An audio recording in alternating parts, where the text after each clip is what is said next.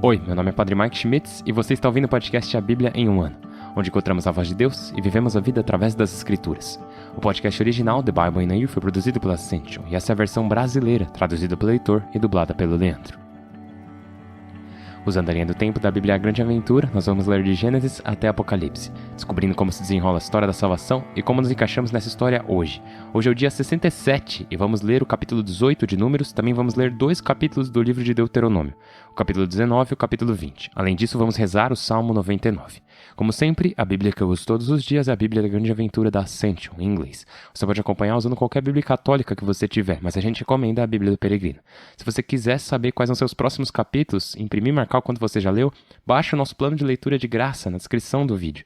E você também pode se inscrever e ativar o sininho. De novo, eu não sei porque eu ainda tenho que te pedir isso. Estamos no episódio 60 já, cara. Se você ainda não se inscreveu, pode fazer isso agora. Por que não fazer agora? Vai lá.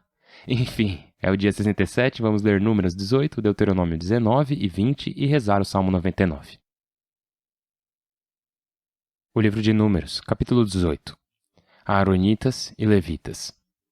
O Senhor disse a Arão: Tu serás responsável pelos objetos sagrados com teus filhos e família. Tu com teus filhos sereis responsáveis pelos sacerdotes. Trarás contigo teus irmãos da tribo de Levi, a tribo de teu pai, e eles se unirão a ti para ajudar-te, quando tu e teus filhos estiverdes na tenda da aliança. Guardarão teu recinto e todo o santuário, sem contudo entrar até o altar e os utensílios sagrados, pois eles morreriam e vós também. Eles se unirão a ti para guardar a tenda do encontro e para as tarefas da tenda, e nenhum estranho se aproximará de vós. Guardareis o altar e os objetos sagrados, e a cólera não tornará a se inflamar contra os israelitas. Eu próprio escolhi os levitas, teus irmãos, entre os israelitas. Eles serão o vosso dom entregue ao Senhor para o serviço da tenda do encontro. Tu, com teus filhos, exercereis o sacerdócio, o que diz respeito ao altar e a tudo que o véu oculta. Desempenhareis suas tarefas, pois a vós eu dei o sacerdócio, e o estranho que tente se aproximar será morto. Tributos para os sacerdotes. O Senhor disse a Arão: Eu te dou o que é guardado de meus tributos. Dou a ti e a teus filhos como privilégio da unção. Aquilo que os israelitas consagram. É direito perpétuo. Do sagrado e das oblações que não são queimadas, eis o que te pertence. Todas as ofertas, as oferendas, os sacrifícios expiatórios e os sacrifícios penitenciais que me oferecem. São coisa sagrada que cabe a ti e a teus filhos. Comereis o que é sagrado. Todo homem o poderá comer. Considera-o santo. Além disso, corresponde a ti o seguinte: a parte reservada dos tons que os israelitas apresentam para a agitação ritual. Eu a dou a ti, a teus filhos e filhas, como direito perpétuo. Os de tua casa que estiverem puros o poderão comer. O melhor do azeite, do vinho e do trigo, as primícias oferecidas ao Senhor, eu os dou a ti. As primícias de tuas terras que eles apresentarem ao Senhor cabem a ti. Os de tua casa que estiverem puros as poderão comer. Aquilo que Israel dedicar a Deus te pertence. Todo primogênito, de animal ou de homem, que eles oferecerem ao Senhor, cabe a ti. Mas deixa que resgatem os primogênitos, de homem, e também os de animais impuros. Eles os resgatarão quando tiverem 1 mês, taxando-os em 50 gramas, ciclos do templo, 2 óbolos por grama. Os primeiros partos de vaca, ovelha e cabra não serão resgatados. São coisa sagrada. Derramará seu sangue em torno do altar, queimará sua gordura como oblação de aroma que aplaca o Senhor. Sua carne te pertence, assim como o peito agitado ritualmente e a perna direita. Todos os tributos sagrados dos israelitas eu os dou a ti, a teus filhos e filhas, como direito perpétuo. É uma aliança perpétua, selada com sal diante do Senhor, para ti e teus descendentes. Dízimos para os levitas. O Senhor disse a Arão: Tu não receberás herança na terra deles, nem terá uma parte no meio deles. Eu sou tua parte e tua herança no meio dos israelitas. Eu dou como herança aos levitas todos os dízimos em pagamento do serviço que me prestam, o serviço da tenda do encontro. Os israelitas não tornarão a incorrer em pecado e a morrer por se aproximarem da tenda do encontro. Os levitas desempenharão as tarefas da tenda do encontro e serão os responsáveis pelos israelitas. É lei perpétua para vossos descendentes que não receberão herança no meio dos israelitas. porque eu dou como herança aos levitas os dízimos que os israelitas reservam ao Senhor. Por isso lhes disse que não receberão herança no meio dos israelitas. O Senhor falou a Moisés: Dize aos levitas: Quando receberdes dos israelitas os dízimos que eu vos dou como herança, oferecereis como tributo ao Senhor a 10ª parte dos dízimos. Vosso tributo será computado como se fosse do trigo da eira e do mosto do lagar. Desse modo, também vós pagareis tributo ao Senhor por todos os dízimos que recebeis dos israelitas. E essa parte que reservais ao Senhor, vós a dareis ao sacerdote Aarão. De todos os dons que receberdes, reservareis um tributo para o Senhor. Tomai do melhor a parte consagrada. Diz-lhes também: Depois de ter separado a gordura, os dízimos serão para os levitas, assim como o fruto da eira e do lagar. Podeis comê-los em qualquer lugar com vossas famílias, porque é vosso salário pelo serviço que prestais na tenda do encontro. Se reservardes a gordura, não incorrereis em pecado, não profanareis o consagrado pelos israelitas, e não morrereis. O livro de Deuteronômio, capítulos 19 e 20. Capítulo 19. Cidades de refúgio. Quando o Senhor teu Deus tiver extirpado as nações, cuja terra o Senhor teu Deus te dará, e habitares em suas cidades e em suas casas, separarás 3 cidades na terra que o Senhor teu Deus te dará como propriedade. Medirás bem as distâncias e dividirás em 3 regiões a terra que o Senhor teu Deus te dará em herança, como refúgio dos homicidas. Lei sobre o homicida que pede refúgio para salvar sua vida. Se alguém matar seu próximo sem querer, sem odiá-lo, por exemplo, alguém vai com seu próximo ao bosque cortar lenha, e ao levantar o machado para cortar a lenha, o ferro escapa do cabo, atinge o próximo e o mata, esse receberá refúgio numa dessas cidades e salvará a vida. Não aconteça que o vingador do sangue o persiga enfurecido, o alcance, pois o caminho é longo, e o mate sem motivo suficiente, porque o homicida não tinha ódio do outro. Por isso eu te ordeno, separa 3 cidades. Se o Senhor teu Deus alargar tuas fronteiras, como jurou a teus pais, e te der toda a terra que prometeu dar a teus pais, se puseres em prática este preceito que eu te ordeno hoje, amando do Senhor teu Deus e seguindo seus caminhos por toda a vida, acrescentarás outras 3 cidades às anteriores. Não aconteça que se derrame sangue inocente na terra que o Senhor teu Deus te dará em herança, e não recaia sobre ti um homicídio.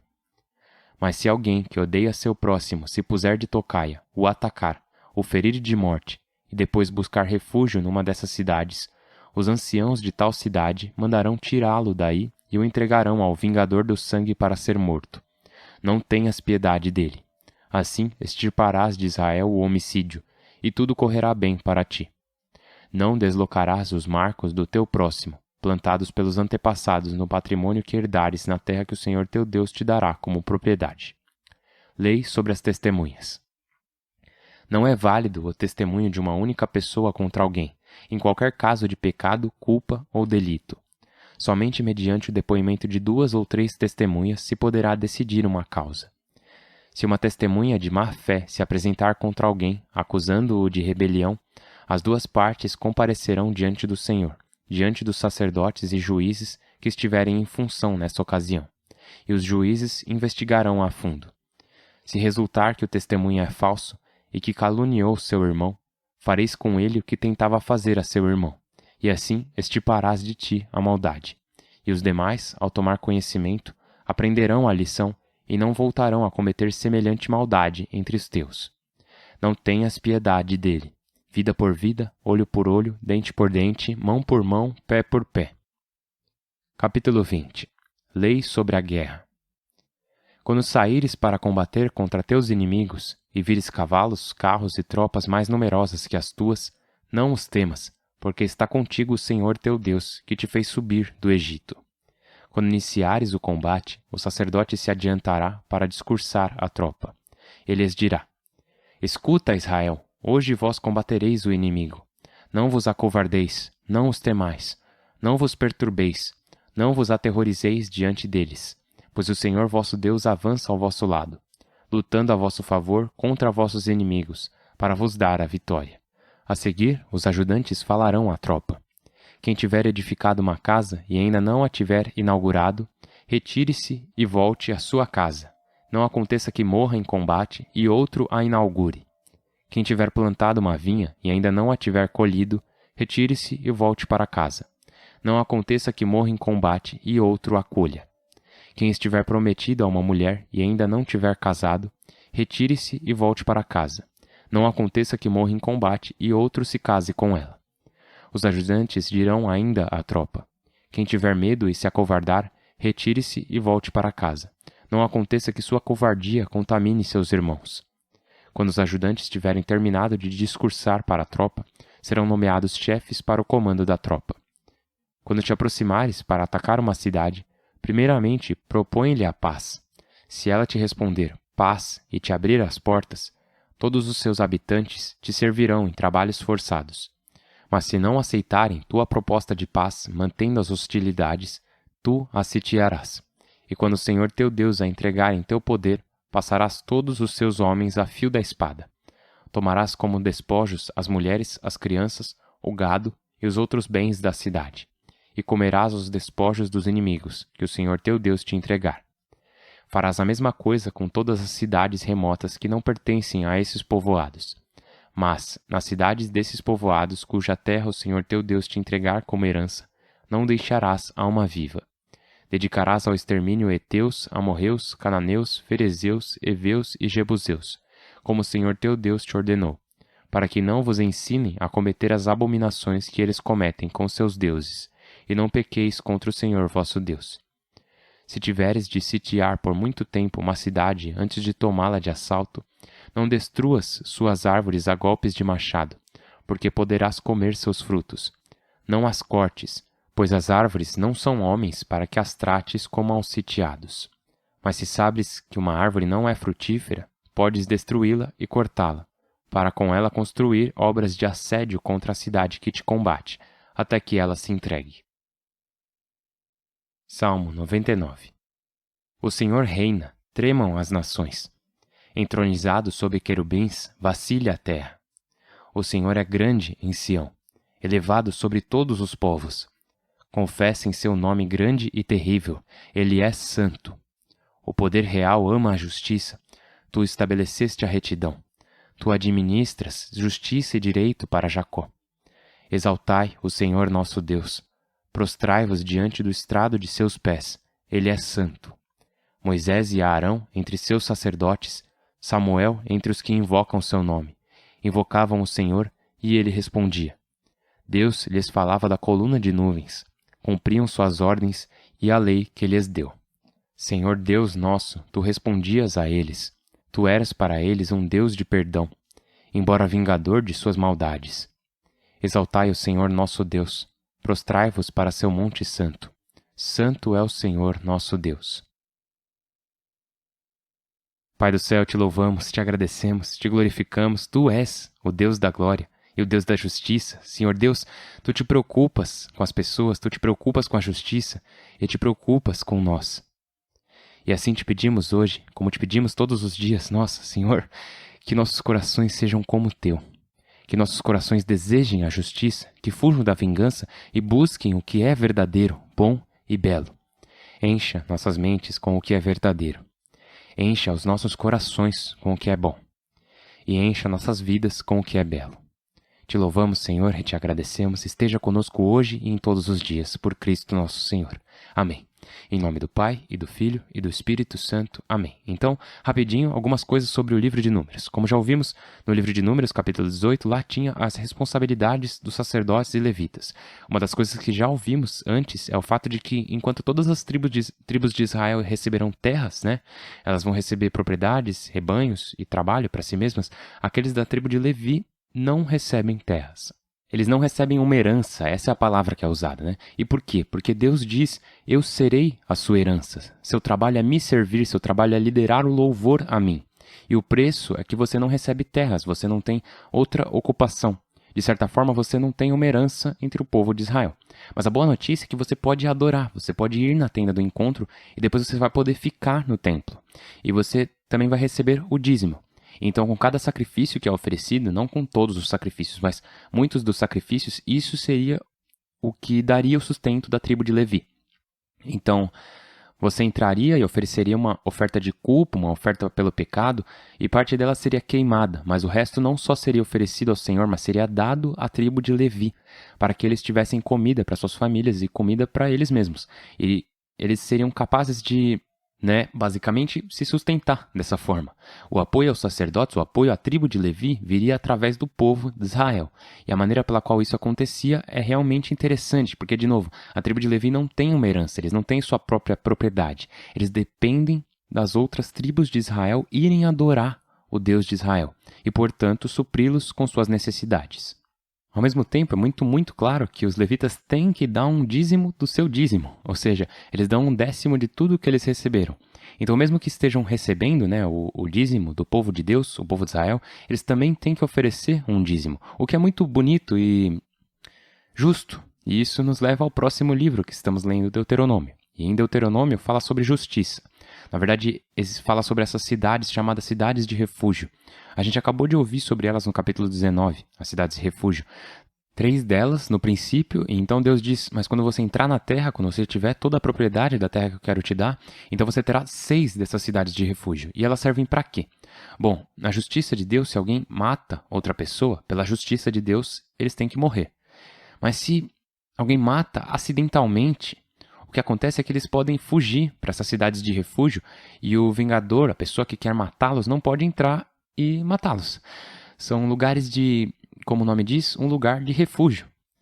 Porém, diz claramente que se você é alguém que matou alguém de propósito, está em uma cidade de refúgio e o acusador vier, de novo, não só um acusador, mas tem que ser 2 ou 3, então os anciãos dessa cidade de refúgio vão entregá-lo para julgamento. E esse é o ponto importante aqui, é tentar evitar crimes passionais ou vingança, mas dizer, não, nós vamos apenas impor essa justiça quando for expressamente provado ou demonstrado que foi assassinato, e não simplesmente um homicídio culposo.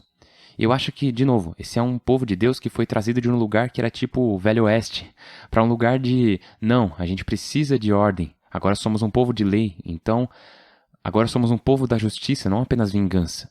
O que nos leva ao último capítulo que lemos hoje, que é Deuteronômio capítulo 20, que é relacionado à guerra. Sempre dando às pessoas que eles atacam a opção de se renderem, sempre dando às pessoas a opção de ter paz. A menos que fossem as pessoas das tribos onde eles iriam entrar na terra de Canaã. Essas pessoas não teriam a oportunidade de se render. Por quê? E isso é realmente difícil para nós. Por que tem que ser desse jeito? Esse é um tipo muito incomum de guerra. Essa é uma situação muito incomum. Porque nos parece tão retrógrado e tão, não apenas retrógrado, mas tão violento e injusto, né? Não parece mais justiça, parece injusto e parece cruel. Mas isso é o que você poderia chamar de guerra de julgamento. Essas não são só batalhas comuns, mas nesse contexto, e a gente tem que entender isso, essas são guerras de julgamento. As pessoas de Canaã que estão vivendo vidas violentas, destrutivas e ímpias. Na verdade, várias vezes a gente já ouviu o Senhor Deus destacar que o lugar para onde eles estão prestes a entrar, a terra de Canaã, na terra prometida, uma das práticas que eles têm é sacrificar seus próprios filhos, seus filhos e filhas a esse falso deus Moloch. E eles literalmente matarão seus próprios filhos. E o julgamento de Deus vem alguma hora, né? Essa é a realidade para todos nós. É realmente difícil para a gente entender isso. A gente tem nossas dúvidas, mas entendemos com o contexto de Deus dizendo, olha, o julgamento chega para cada um de nós. E o povo de Canaã estava sob o julgamento de Deus. E Deus estava usando o povo de Israel para executar ou entregar seu julgamento sobre o povo de Canaã. E agora, claro, para nós, se tomássemos essa posição e disséssemos, é isso que a gente deve fazer, acho que deveríamos fazer isso também. Seja lá qual for o seu país, sei lá, você pensa, devemos fazer justiça ou julgamento de Deus sobre quem quer que seja. Dizendo isso, nós estaríamos tomando a lei em nossas próprias mãos, e isso não é o que Deus nos ordenou a fazer. Mas é o que Deus ordenou o povo de Israel a fazer. Eu sei que isso é... E última coisa, eu vou ter que dizer isso muitas vezes no futuro, mas digo isso agora, talvez pela primeira vez. Se a gente abordar isso e formos cínicos, se abordarmos isso e formos céticos, se abordarmos isso tipo, eu não gosto disso e na verdade eu não quero continuar mais lendo, não gosto disso e eu quero começar a desconfiar da palavra de Deus. Essa parte da desconfiança é o problema, Porque podemos ter perguntas, óbvio, a gente tem perguntas, debatemos e lutamos com as coisas. Jacó lutou com o anjo, não é uma coisa ruim lutar e discutir com o Senhor, dizendo: Deus, o que sua palavra está tentando me ensinar hoje? Mas uma das coisas que temos que aumentar em nossos próprios corações é a nossa confiança nele. Então, quando ele conduziu seu povo, o povo de Israel, com quem fez uma aliança para a terra prometida, para a terra de Canaã, e teve essa espécie de guerra devastadora, não foi porque Deus estava sendo injusto. Na verdade, como a gente já disse, eram guerras de julgamento contra essas pessoas. Mas também tiveram essas guerras por causa do fato de que Deus sabia, Deus sabe de tudo, né? Ele sabia que seu povo era um povo que, se viver no meio dessas pessoas quebradas de Canaã, eles vão mudar seus corações. Eles vão dar seus corações a esses falsos deuses, e esses não são apenas falsos deuses como temos hoje na nossa sociedade moderna e pluralista. Temos uma sociedade pluralista com a qual coexistimos com outras religiões, o que é bom, mas Deus sabia que o povo de Israel tinha um papel crítico. E era preciso serem fiéis, porque é através de vocês que eu vou abençoar o mundo. E então eu sei que se vocês se misturarem com esses outros grupos, vocês não serão fiéis. E o que a gente vai ver é que eles não farão o que Deus pediu. Que surpresa, né? Eles não vão ser fiéis. Essas vão ser as últimas palavras de Moisés no livro de Deuteronômio, onde ele diz para eles, depois de dar todos esses mandamentos, eu sei que vocês não vão cumprir eles. Então eu sei que isso incomoda muitos de nós, mas mantenha isso em mente. Isso tudo tem um contexto. O contexto é, essas são guerras de julgamento contra um povo que endureceu seus corações para o verdadeiro Deus. Eles sacrificaram seus próprios filhos a esses falsos deuses. E Deus precisava preservar o povo de Israel e a fé deles para que você e eu agora, neste dia, possamos ser abençoados. Olha, e eu vou dizer isso de novo no futuro, mas ao mesmo tempo, Deus sabia que eles não seriam fiéis. Ele sabia que eles não iriam cumprir. Então esse mandamento, de certa forma, pode ser visto como um aviso em vez de uma instrução. Se isso lhe trazer alguma paz, eu convido você a se dar ao luxo de pensar assim. Talvez isso seja Deus dando o mandamento sabendo que eles não fariam ele. Porque Deus está revelando algo a seus corações através do mandamento, dando-lhes uma previsão em vez de uma instrução. Agora, ao mesmo tempo, é claramente uma instrução, mas se isso der paz ao seu coração hoje, então um pouco de paz é melhor do que nada. Mas não pode ser uma falsa paz. Tem que ser uma paz verdadeira. Não sei se isso faz sentido, de qualquer forma, vamos continuar caminhando através de tudo isso. E sempre que nos der trabalho, sempre que for difícil, tá tudo bem. Tá tudo bem porque o Senhor é fiel, Ele é justo. Ele nunca ordena que façamos algo injusto porque Ele se importa com cada um de nós. Ele faz o sol brilhar sobre os bons e sobre os maus. Faz a chuva cair sobre os bons e sobre os maus. E Ele te ama. E mesmo em nossa fragilidade, Ele ainda nos escolhe. Então nos apresentemos diante dele sabendo que seu julgamento é justo e que ele pode, obviamente, nos julgar. E por isso pedimos pela misericórdia dele hoje. Estou rezando a Deus hoje pela misericórdia dele sobre você. Peço que você também reze a Deus pela misericórdia dele sobre mim enquanto continuamos a rezar uns pelos outros. Meu nome é Padre Mike e eu não posso esperar para te ver amanhã. Deus abençoe.